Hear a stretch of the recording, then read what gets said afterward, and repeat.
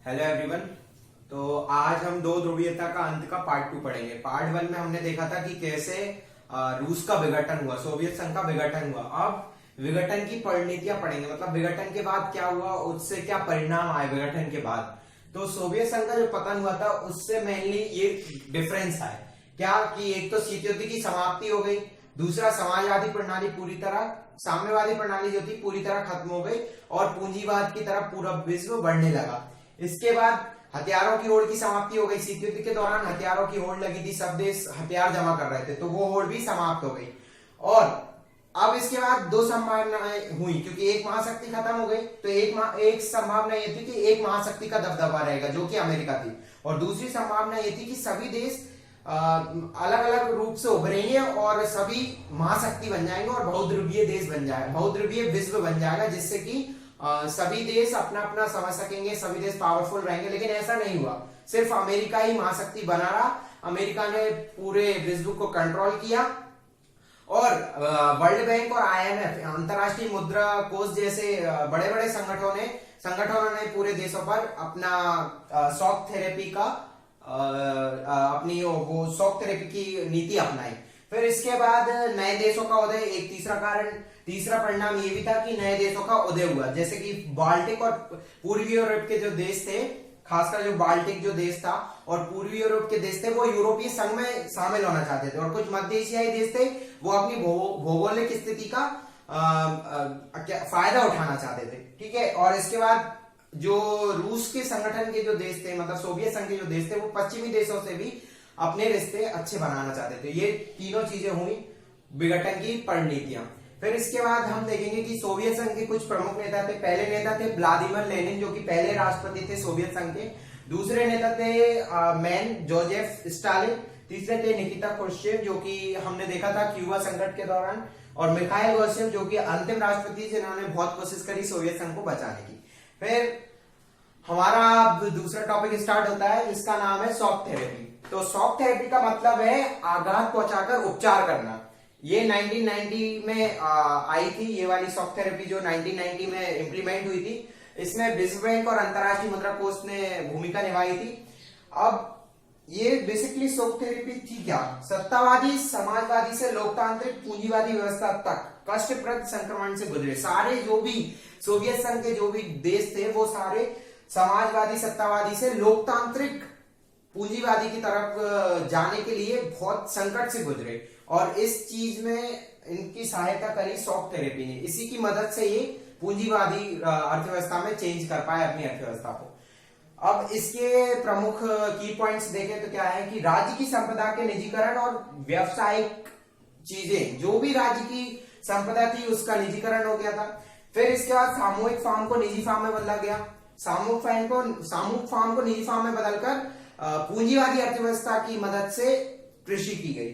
फिर इसके बाद ज्यादा व्यापार करके विकास करना, क्योंकि पता चल चुका था कि जितना ज्यादा व्यापार करेंगे उतना ज्यादा विकास होगा, और इसको बोलते थे मुक्त व्यापार की नीति।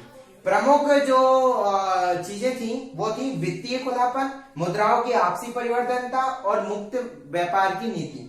तो ये तीनों प्रमुख नीतियां थी शॉक थेरेपी में। इसके बाद सोवियत खेमों के देशों का सीधा पश्चिम से व्यापार होने लगा।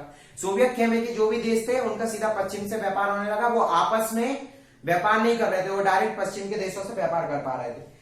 फिर पश्चिमी देशों ने इसमें महत्वपूर्ण भूमिका निभाई। उनके नेता जो भी थे पश्चिमी देशों के नेता, उन्होंने महत्वपूर्ण भूमिका निभाई। उन्होंने अपने संगठन की मदद से इन देशों का विकास किया, और इनके विकास का मार्गदर्शन और नियंत्रण भी पश्चिमी देश ही कर रहे थे कि कौन सा देश कैसे विकास करेगा, जो भी सोवियत संघ के देश थे। फिर अब शॉक थेरेपी यहाँ पे खत्म हुई। शॉक थेरेपी से ये प्रमुख चीजें देखी अपन ने। फिर इसके बाद शॉक थेरेपी का क्या परिणाम निकला, शॉक थेरेपी का क्या परिणाम था। तो शॉक थेरेपी, क्योंकि शॉक थेरेपी अच्छी थी, जो शॉक थेरेपी थी वो अच्छी थी, लेकिन बट उसमें अर्थव्यवस्था तहस नहस हो गई। अब इसका प्रमुख कारण क्या है कि सरकारें इसको अच्छे से इंप्लीमेंट नहीं कर पाई। किसी ने हड़बड़ी में जल्दी में कुछ भी कर दिया, किसी ने अच्छी व्यवस्था नहीं करी। क्या हुआ कि 90% उद्योगों को बेचना पड़ा निजी कंपनियों को, और क्योंकि सरकार की जगह कौन चला रहा था इसको, बाजार भी ताकतें चला रही थी जो अपना भला चाहती थी।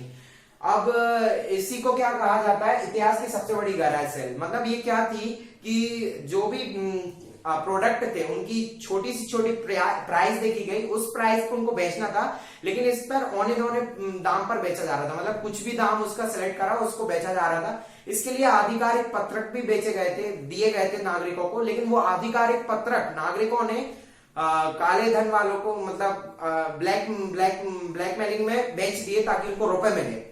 फिर इसके बाद उन्होंने क्योंकि उनको जरूरत थी रुपए की, वो गरीब होते जा रहे थे, उनकी अर्थव्यवस्था सही से नहीं चल रही थी, तो इसलिए उन्होंने वो पत्रक भी बेच दिए और वो कुछ नहीं कर पाए। फिर इसके बाद जो लोगों की जमा पूंजी थी वो भी खत्म होती गई। माफिया वर्ग एक निकला, सरकार की जगह माफिया वर्ग काम करने लगा और वो अपना फायदा देखने लगा। पूरी अर्थव्यवस्था तहस नहस हो चुकी थी और आर्थिक असमानता आ गई, बहुत सारे लोग गरीब हो गए, गरीब और अमीर के बीच में बहुत ज्यादा डिफरेंस आ गया। इसके बाद इसका प्रमुख कारण यह था कि राष्ट्रीय ज्यादा से ज्यादा चीजें राष्ट्रपति को प्रमुख बना गया है और राष्ट्रपति ने अपने हिसाब से सब चीजों को ढाल दिया। मतलब उनके पास बहुत सारी शक्तियां थी।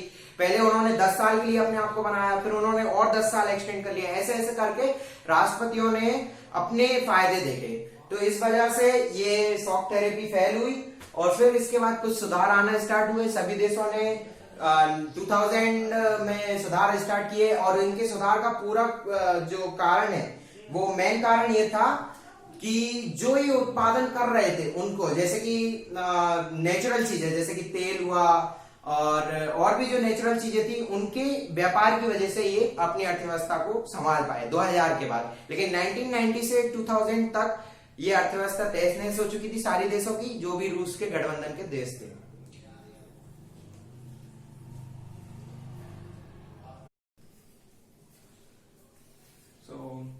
अब हम देखेंगे इसका अगला टॉपिक है संघर्ष और तनाव। जैसे जैसे वर्ल्ड पूंजीवाद अर्थव्यवस्था की तरफ बढ़ रहा था, कुछ संघर्ष और तनाव, मतलब कुछ संघर्ष करने पड़े हर एक कंट्रीज को। उनमें मेन जो चीजें हुई थी वो देखते हैं। चेचन्या और दागिस्तान में हिंसक आंदोलन, अलगाववादियों द्वारा हिंसक आंदोलन हुए थे चेचन्या और दागिस्तान जो दो कंट्रीज थी उनमें। एक था मध्य एशिया में तजाकिस्तान में गृह युद्ध। तजाकिस्तान में आर्मेनिया का गृह युद्ध, आर्मेनिया के कुछ लोग चाहते थे कि वो आर्मेनिया में जाएं, वो पहले आर्मेनिया निवासी थे, तो उस वजह से वहां पे गृह युद्ध हुआ 2001 में। इसके बाद जॉर्जिया का एक गृह युद्ध हुआ था, जॉर्जिया में भी उसकी सरकार के खिलाफ युद्ध हुआ था, मतलब वहां पर भी गृह युद्ध हुआ। फिर इसके बाद अजरबैजान का एक प्रांत नगरनो करबाख, ये प्रांत था, यहाँ पे भी आर्मेनियाई सिटीजन थे, वो आर्मेनिया में जाना चाहते थे, इसलिए वहां पर भी आंदोलन हुआ। फिर इसके बाद यूक्रेन, किर्गिस्तान और इन दोनों देशों में सरकार के खिलाफ आंदोलन हुआ। नदी और जल पर विवाद हुए कई देशों में, कई बहुत सारे देशों में। फिर इसके बाद मध्य एशियाई जो गणराज्य थे उनमें हाइड्रोकार्बनिक संसाधनों का विशाल भंडार था। जैसे कि अपना इराक है, तो यहाँ पर हाइड्रोकार्बनिक संसाधनों का बहुत ज्यादा विशाल भंडार था, तो वहां पर अमेरिका और रूस जो भी बड़े बड़े देश थे वो वहां पर अपना सैन्य ठिकाना बनाना चाहते थे, इन देशों को अपने अंडर में करना चाहते थे ताकि उसका फायदा उठा सके। तो उन पर से अमेरिका, रूस और चीन में विवाद हुआ। जैसा कि मैंने यहाँ पे लिखा अमेरिका और रूस में विवाद, और इसमें चीन भी शामिल था इस विवाद में। इन तीनों में इस चीज के लिए विवाद हुआ क्योंकि वहां पर बहुत बड़ा तेल भंडार था और तीनों देश चाहते थे कि हम जाएं या हमारा वहां पर सैन्य ठिकाना बने। अब हम देखेंगे कि पूर्व साम्यवादी देश और भारत के क्या रिश्ते थे। भारत के लगभग सारे साम्यवादी देशों से, जो भी साम्यवादी देश थे उनसे सबसे अच्छे संबंध थे, क्योंकि जैसा कि आपने देखा कि भारत दोनों पक्षों के बीच लड़ाई नहीं होने दे रहा था, तो फिर भारत के सभी से अच्छे संबंध थे। और एक यहाँ पे मेन बात आती है कि भारत के रूस के साथ बहुत अच्छे संबंध थे। उसकी विदेश नीति में शामिल था कि रूस के साथ अच्छे संबंध बनाए रखना है। उनसे क्या होता, दोनों ने आपस में संबंध क्यों बनाए रखे, क्योंकि दोनों का सपना बहुध्रुवीय विश्व का था। वो चाहते थे कि सब देश वार्ता से मान जाए, अगर किसी के बीच युद्ध हो तो वो आपस में वार्ता करके मान जाए, किसी भी प्रकार का युद्ध ना हो, सब शांति से रहें, सब क्वालिटेटिव लाइफ जिए, सब मतलब सब एक समान रहे, ये चाहता था भारत और रूस दोनों ये चाहते थे। इसलिए इसको ये दोनों बहुध्रुवीय विश्व का सपोर्ट करते थे। फिर यहाँ पे 2001 के समझौते के अंक के रूप में दोनों देशों ने 2001 में दोनों देशों के बीच में समझौता हुआ था, उसमें उन्होंने 80 द्विपक्षीय दस्तावेजों पर हस्ताक्षर भी किए थे। ये सबसे बड़ा समझौता हुआ था दोनों देशों के बीच, भारत और रूस के बीच। अब इससे क्या फायदे थे, क्या कारण थे कि दोनों ने अच्छे संबंध बनाए रखे एक दूसरे से? तो हम अगर भारत के नजरिए से देखें तो भारत के नजरिए से एक था कश्मीर मुद्दा, एक था पश्चिमी एशिया में पहुंच बनाना और दूसरा था चीन के साथ संबंध। तीनों ये मुद्दे थे, इन कारण से भारत रूस के साथ और भी मुद्दे थे भारत के, लाइक वो उनकी कुछ वैज्ञानिक खोजें, वैज्ञानिक साइंटिस्ट, जो भी साइंटिस्ट की फील्ड में, साइंस की फील्ड में जो भी चीजें थी उनके लिए दोनों एक दूसरे से जुड़े थे। लेकिन अगर रूस के कारण देखें कि रूस के मुख्य कारण क्या थे कि वो भारत के साथ अपने संबंध अच्छे बनाए रखना चाहता था, तो उन कारणों में मेन था हथियारों का सबसे बड़ा खरीदार था भारत रूस का, और दूसरा कारण था तेल का आयातक देश, मतलब भारत को तेल भी चाहिए था तो वो रूस से ले सकता था। तो ये मेन कारण थे भारत के और वो थे रूस के। तो दोस्तों यहाँ पे ये चैप्टर खत्म होता है, चैप्टर 2, जो कि 2 ध्रुवीयता का अंत था। मैं आपको एक चीज बोलना चाहूंगा कि ये जो भी मैंने नोट्स ये जो लिखे हैं ये शॉर्ट नोट टाइप है। मैं ये पूरी लाइन नहीं लिखता, इसका छोटा सा भाग लिखता हूं जिससे आपको मैं इसको अच्छे से समझा सकूं।